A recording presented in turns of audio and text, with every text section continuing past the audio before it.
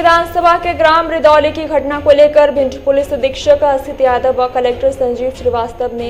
Bhind Congress committee के जिला अध्यक्ष मान सिंह कुशवाहा जी से मुलाकात कर ज्ञापन सौंपकर चर्चा की और कहा बरसात में मकान जमीन दोस्त करना कहाँ का न्याय है। 90% मकान आबादी वाले क्षेत्र में ही बने हैं। एक ही तरह के मामलों में 2 तरीके की अलग अलग कार्रवाई क्यों। पंचायत सचिव पटवारी पर भी अपराध मंजूरत हो। 7 दिवस का अल्टीमेटम नहीं, जिला स्तर पर करेंगे जन आंदोलन। इस मौके पर शहर कांग्रेस अध्यक्ष राधेश्याम शर्मा,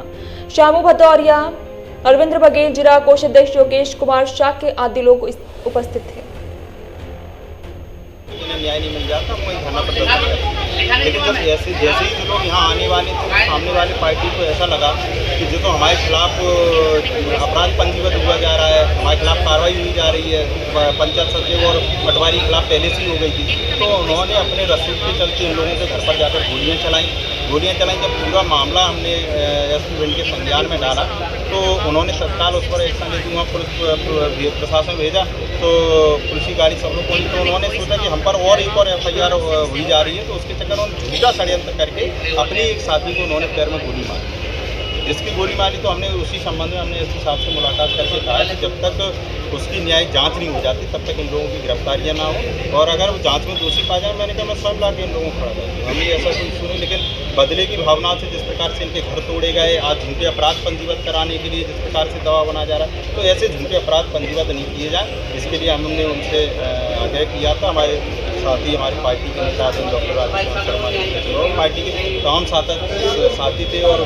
हमारे ग्रामीण अंचल से जो लोग आए थे, हमारे ब्लॉक अध्यक्ष अरविंद बघेल जी और काफ़ी लोग, तो सब सामूहिक रूप से सब लोगों के सामने उन्हें आश्वस्त किया है कि इन लोगों को न्याय मिलेगा, और जब तक उसकी न्यायिक जाँच नहीं हो जाती जाँच आने के बाद ही आगे की कार्रवाई जिसमें सचिव के द्वारा ही मकान डालने की बात नहीं, निश्चित तौर पर वो सचिव किसके कहने पर चलता है। सचिव आज अगर सचिव कोई भ्रष्टाचार करे तो उसकी रिकवरी तो सरपंच और सचिव दोनों से मिलकर होती है, तब दोषी दोनों होते हैं। आज जो कार्रवाई हुई है उसमें सरपंच और सचिव दोनों की संलिप्तता है, तो हमने तो कहा है कि उसमें आपने पंचायत सचिव के खिलाफ, पटवारी के खिलाफ की है, आप सरपंच के खिलाफ भी केवल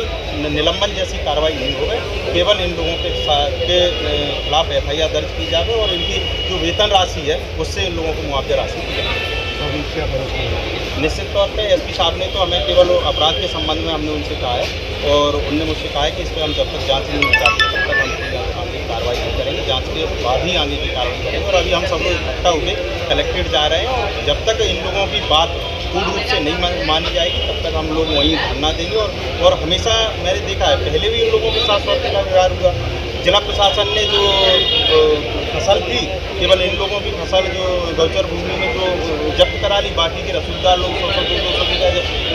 जुताई करें, उनके खिलाफ कोई कार्रवाई नहीं की गई। आगे इस प्रकार से आप न्याय की कुर्सी पर बैठकर यदि आप अन्याय करोगे तो जिसको एक अधिकारी के लिए शोभा नहीं देता। मैंने अपने सोशल मीडिया के उस पर भी लिखा, आज फिर कह रहा हूँ, समय सबका बदलता है। अगर आप इस प्रकार ऊपर वाले से डरो, इस प्रकार से यदि अन्याय करोगे तो कांग्रेस का कार्यकर्ता घर नहीं बैठेगा, पूरी ताकत के साथ आपसे ईंट बजाने के लिए तैयार है। इनमें जब तक न्याय नहीं मिल जाता हम लोग लड़ाई के साथ